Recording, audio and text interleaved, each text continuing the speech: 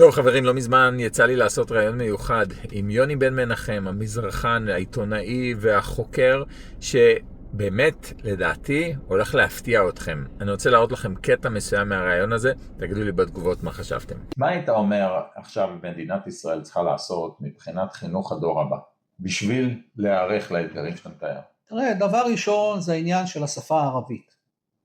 שזה כבר לא nice to have, זה כבר צריך להיות... זה must, זה פעם חייבו בבתי הספר ללמוד ערבית, ומה היו מלמדים? ערבית ספרותית, שזה לא עוזר לך בכלל לתקשר עם הערבים שחיים פה בינינו, וצריך פה לחייב את כל בתי הספר ללמוד ערבית, לא רק ערבית ספרותית כמו שלימדו, אלא ערבית מדוברת, שיוכלו להתחכך עם הערבים ולראות מה הם חושבים, זה חייבים להשקיע בזה מאמץ עליון.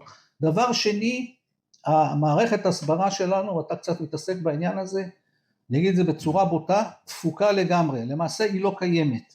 מערכת ההסברה של מדינת ישראל היא לא קיימת, לא רק בתוך המדינה להסביר לאזרחים מה קורה בפני אנחנו ניצבים, כלפי חוץ, הסברה בשפה הערבית, הסברה בשפה האנגלית ובשפות נוספות, כי אתה רואה מה קטר עושה באמצעות הכסף שלה בכל העולם, איזה מערכת הסתה היא מנהלת נגד מדינת ישראל, אתה רואה את ערוצי אל-ג'זירה וערוצים אחרים, ואפילו בתוך מדינת ישראל, בלי להיכנס ספציפית, יש ערוצים שמשדרים בשפה הערבית נגד מדינת ישראל, מסרים נגד מדינת ישראל, וזה מאוד מטריד אותי, מכיוון שמישהו פה צריך להתעורר ולקחת את הנושא הזה לידיים, אף אחד לא עושה שום דבר בעניין הזה, יש מערך הסברה לאומי, יש כל מיני סיפורים, כלום לא נעשה בעניין הזה, זירה מופקרת לחלוטין, ואחר כך מתפלאים למה יש הסתה נגד מדינת ישראל, ולמה לא עושים שום דבר, המדינה לא משקיעה שום משאבים בעניין הזה, אני לטעמי, המדינה צריכה לקחת את זה ברצינות בידיים, להקים פה ערוץ בינלאומי,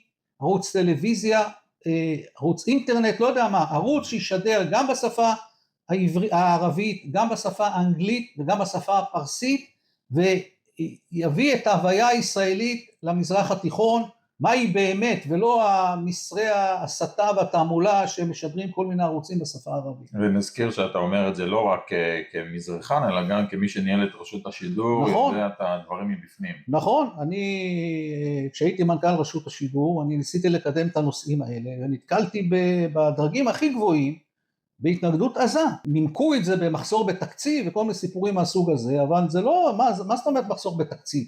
זה חלק מההוויה הביטחונית שלנו, חייבים לטפל בעניין הזה, ומאז לא נעשה שום דבר, אני אומר לך, לא עושים שום דבר בעניין הזה, זה דבר מסוכן ביותר.